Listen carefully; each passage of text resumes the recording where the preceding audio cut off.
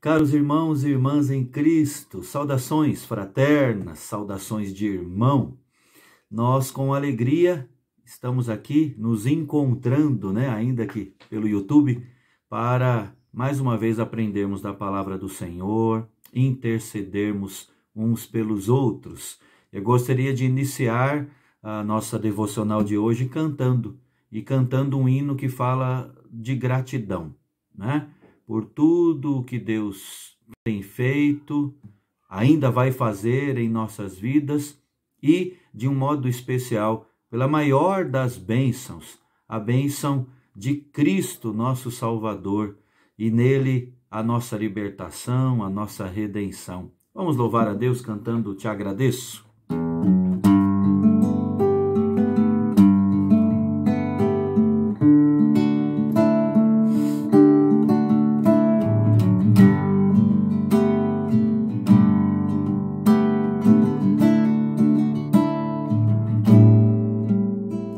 Por tudo que tens feito, por tudo que vais fazer, por tuas promessas e tudo que és, eu quero te agradecer com todo o meu ser.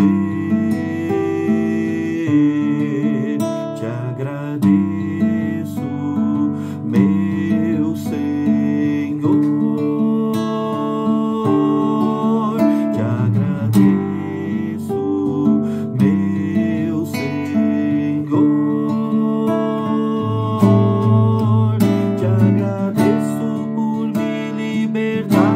Salvar, por ter morrido em meu lugar, te agradeço, Jesus, te agradeço,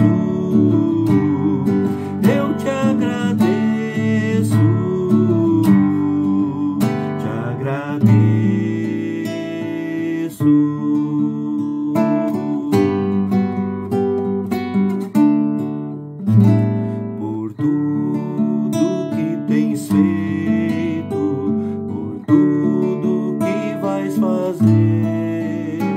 Por tuas promessas e tudo que és, eu quero te agradecer com todo o meu ser.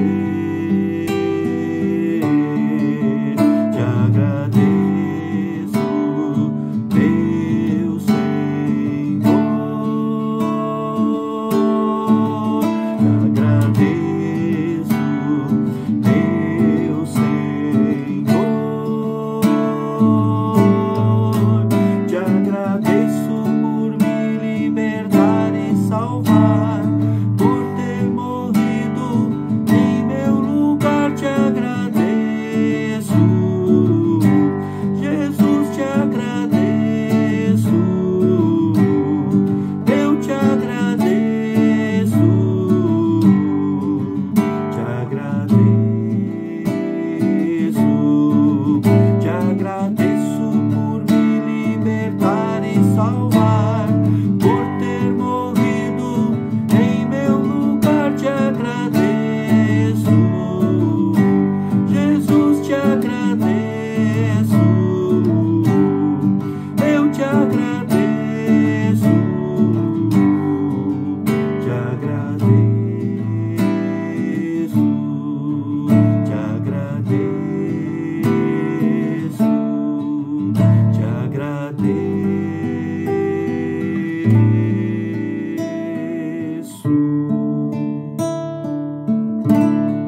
Amém. Vamos orar?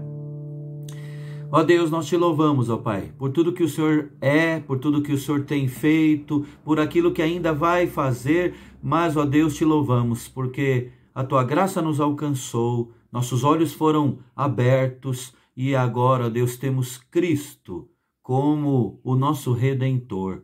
Encontramos nele a esperança. Ele é o nosso bom pastor que nos conduz a águas tranquilas, mesmo no vale da sombra da morte. Nós, ó Deus, queremos te louvar pelas tuas promessas, gloriosas promessas. É a tua palavra empenhada a nós, miseráveis pecadores, tão pequenos, ó Deus, diante da tua grandeza. Obrigado por isso, ó Deus, porque pelas tuas promessas nós temos esperança, e a esperança em ti nos dá paz em todo o tempo. Agora, Deus, nos ajude a pensarmos biblicamente e a vivermos, ó Deus, o que estudarmos, que a tua palavra seja, no melhor sentido da palavra, encarnada no nosso dia a dia por cada um de nós.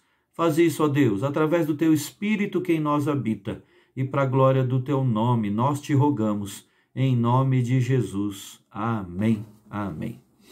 Muito bem, queridos irmãos, vamos mais uma vez abrir as nossas Bíblias no texto da carta de Filipenses, ou aos Filipenses, capítulo 4. Filipenses, capítulo 4. Nós vamos ler do verso 10 ao verso 20. Hoje, irmãos, nós estamos fechando a série Depressão e Graça. Vimos alguns temas, pudemos falar sobre eles à luz da Escritura Sagrada, e hoje vamos encerrar, como eu disse, fecharmos esta série de estudos com base nesse texto de Filipenses 4 mais uma vez.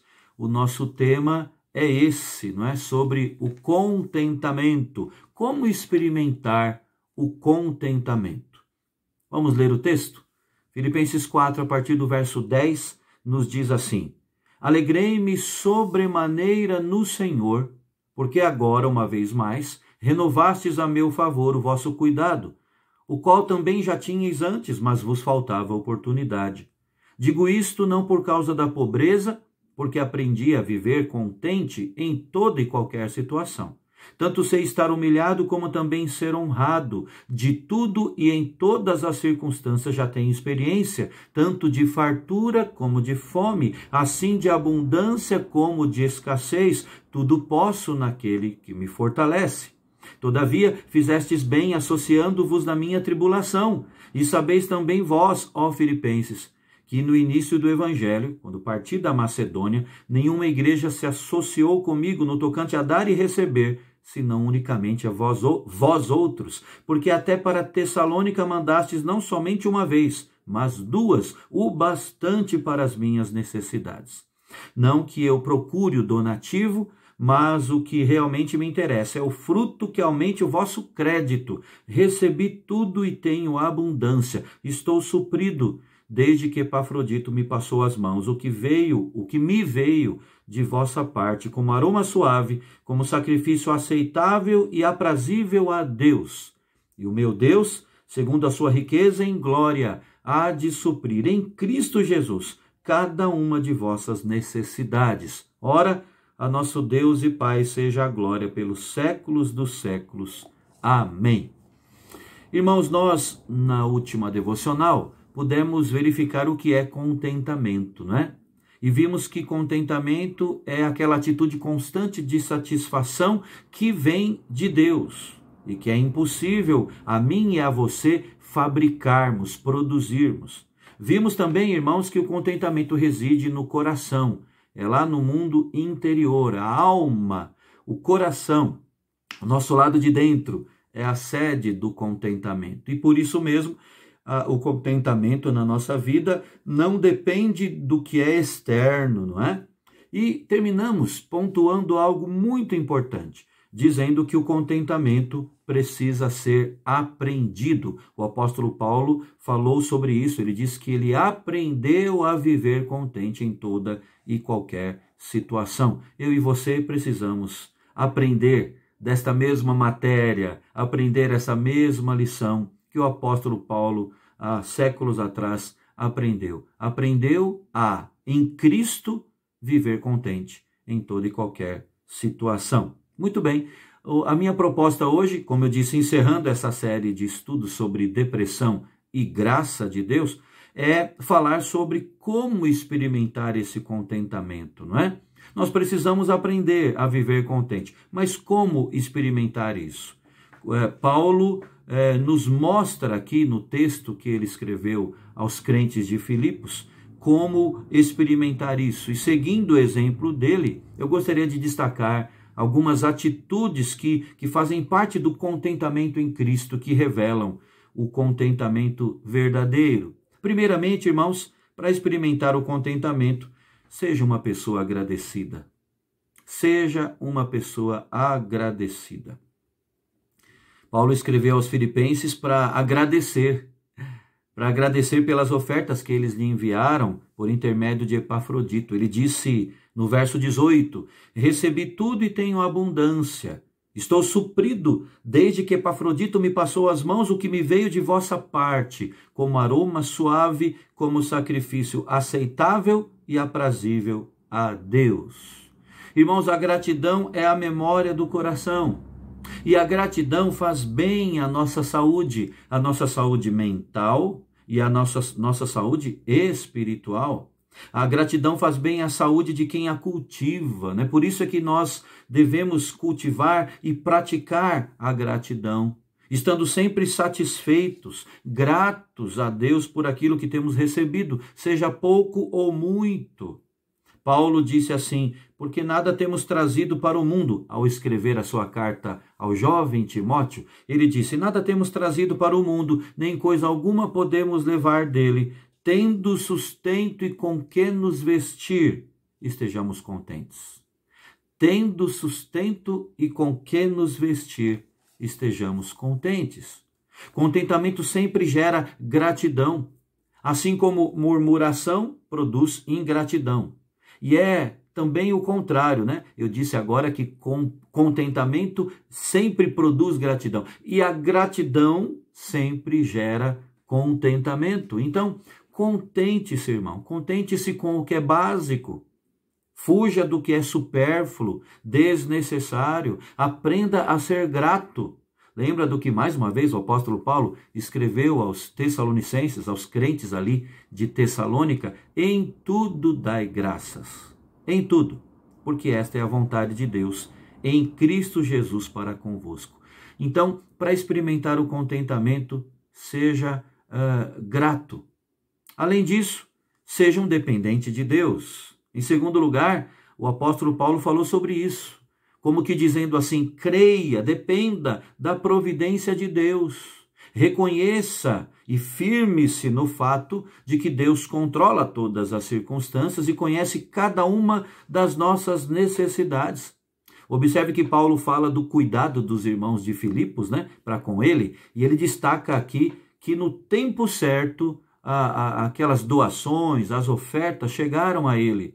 Ele disse no verso 10, alegrei-me sobremaneira no Senhor, porque agora uma vez mais renovastes a meu favor o vosso cuidado, o qual também já tinhais antes, mas vos faltava oportunidade. Essa palavra oportunidade no original, no grego, significa o momento oportuno, o tempo exato. Então, no tempo certo, o suprimento chegou, ele entendia isso.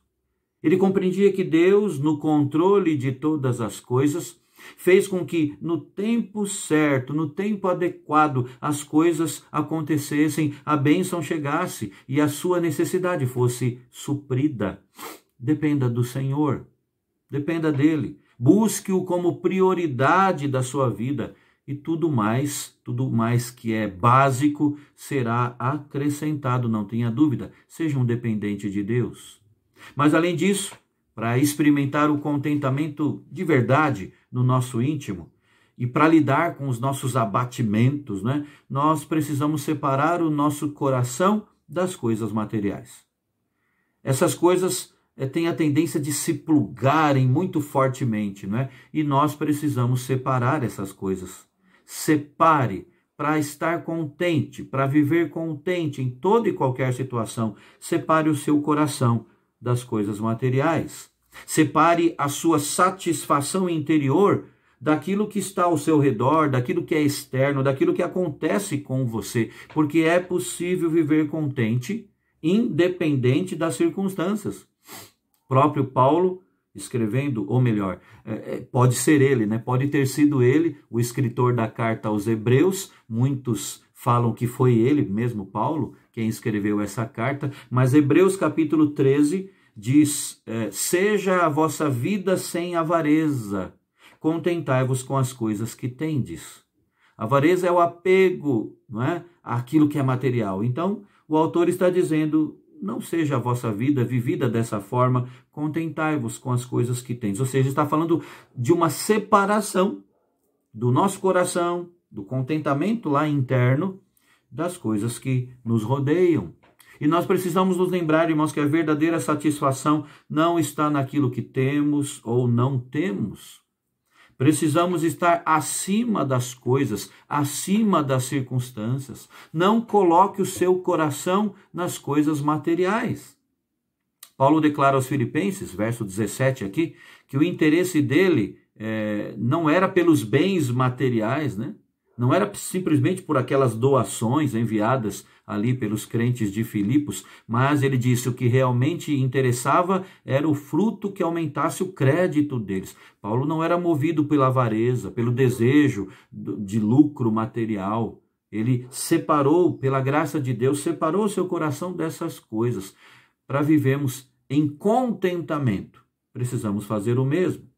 Ainda vemos aqui no texto mais uma estratégia bíblica para lidarmos com os nossos abatimentos e vivermos em contentamento. É buscarmos em Deus a capacidade para isso, não é? Viva contente, busque em Deus essa capacidade, porque Deus vai te dar forças para suportar qualquer situação. É isso que está embutido no verso 13, em que Paulo diz assim, tudo posso naquele que me fortalece. Em outras versões, posso todas as coisas naquele que me fortalece. Com o poder que vem de Deus, nós podemos enfrentar tudo, qualquer situação. Saúde ou doença, honra ou humilhação, riqueza ou pobreza, aceitação ou rejeição, tudo, todas as coisas nós podemos em Cristo que nos fortalece. Veja que esta expressão, essa declaração do apóstolo Paulo, não se refere a um triunfalismo vazio, né? A agirmos como fanfarrões, né? Não, ninguém me segura, eu vou abrir na marra todos os caminhos. Não foi isso que o apóstolo Paulo quis dizer. Ele quis dizer exatamente isso, olha, por causa da força que Deus em Cristo me dá, eu posso enfrentar qualquer situação. E é aí que ele fala, né? Eu já aprendi a viver contente em qualquer circunstância, tanto de fartura como de fome, de abundância, de escassez. Tudo posso naquele que me fortalece. O contentamento só é possível, irmãos, com a capacitação que vem do Senhor. Veja bem, ele não está falando que ele, né, baseado nas próprias forças, podia lidar e enfrentar com qualquer situação. Não. Ele está falando, tudo posso naquele que me fortalece. As forças dele vinham de Cristo. Cristo é imprescindível para enfrentarmos as instabilidades da vida. Eu e você sozinhos perdemos. Eu e você sozinhos sucumbimos, somos derrotados, fracassamos. É nele, em Cristo, que somos fortalecidos. Paulo fala então que precisa deste poder, o poder de Cristo, para enfrentar a instabilidade. E muitas vezes nós somos tão instáveis, não é? E é a instabilidade que gera em nós esse abatimento, porque nos traz insegurança e faz com que a desesperança se instale no nosso íntimo. Mas em Cristo podemos enfrentar a instabilidade que nos leva de um extremo para o outro, e em Cristo temos estabilidade. Busque em Deus, em Cristo, a capacidade para viver contente. Tudo posso naquele que me fortalece. E, por fim, seja uma pessoa generosa, para experimentar o contentamento de verdade, sabe? E lidar e resistir aos abatimentos que teimam em sobrevir. Seja uma pessoa generosa. O contentamento é experimentado quando nós nos preocupamos com o outro, com o bem-estar alheio, com os que mais necessitam, com, por exemplo, a vida dos obreiros, dos missionários, dos plantadores de igreja. Aliás, é esse o contexto que Paulo fala sobre isso aqui, verso 15, né? Ele diz, sabeis também vós, ó Filipenses, que no início do evangelho, quando parti da Macedônia, Nenhuma igreja se associou comigo no tocante a dar e receber, senão unicamente vós outros. Ou seja, das igrejas que Paulo fundou, somente a de Filipos se associou com ele quanto ao suprimento das suas necessidades, né? Então, dar, compartilhar, assistir ao necessitado é essencial para o contentamento. Mais bem-aventurado é dar do que receber. E quanto mais damos, mais felizes somos. É interessante isso. É abençoado por Deus aquele que recebe uma oferta, uma doação, uma ajuda. Mas é muito mais abençoado por Deus aquele que pratica esse ato de generosidade. Então, as nossas ofertas e doações são como um aroma suave, disse Paulo, né? Como um sacrifício aceitável e agradável a Deus. Ofertar é expressão de generosidade, e essa generosidade traz um contentamento sem igual. Quanto mais retemos, isso vai ser em pura perda. É o que lemos lá no livro dos Provérbios. Mas quanto mais damos, mais Deus nos acrescenta. E a começar desse ponto, do contentamento, lá instalado no nosso coração. E Paulo encerra, irmãos, dizendo o seguinte, verso 19: E o meu Deus, segundo a sua riqueza em glória, há de suprir em Cristo Jesus cada uma de vossas necessidades. Paulo declara que todo aquele que dá sacrificialmente aos outros, ele vai ser suprido pelo Senhor. Primeiro, veja aqui, vamos destrinchar esse texto, né? Primeiro, Paulo usa a expressão meu Deus, e o meu Deus, segundo a sua riqueza em glória. O meu Deus. Ele usa essa expressão para indicar que ele conhecia a Deus muito bem, que ele conhecia a Deus pessoalmente, de forma prática, não é? Intimidade com Deus. Ele conhecia o Deus que ele servia. Que bênção. Segundo lugar, ele diz que Deus supriria cada uma das necessidades dos irmãos ali da igreja de Filipos. Ou seja, todas as necessidades deles ali, né? É assim, irmãos. Ele fala de necessidades e não de desejos. Então, veja, vamos fechar aqui. Ele está falando que o Deus em que ele cria, o Deus com quem ele se relacionava, em Cristo Jesus, segundo a sua riqueza em glória, iria suprir todas as necessidades deles, cada uma. E ele diz mais, necessidades. Por que estou batendo nessa tecla? É porque, irmãos, muito do nosso abatimento é devido a uma confusão que fazemos na nossa mente, no nosso coração e na vida prática. Confundimos desejos com necessidades. Deus não está obrigado a satisfazer os seus desejos, os seus caprichos, as suas vontades, viu? Deus é um Deus comprometido em suprir necessidades nossas. Então é isso que Paulo está falando. O meu Deus, segundo a sua riqueza em glória, há de suprir cada uma das vossas necessidades, não desejos. Quem sabe você tem se abatido porque vontades suas, e quem disse que as suas vontades são de fato as mais acertadas, né? Muitas vezes é por causa disso que você está abatido. Vontades e desejos não têm sido supridos, satisfeitos, e aí você faz beicinho, né? Eu brinco, mas a coisa é muito séria. Necessidades. E por fim nós temos nesse verso 19, Paulo dizendo que o suprimento será de acordo com o poder de Deus em Cristo de suprir, né?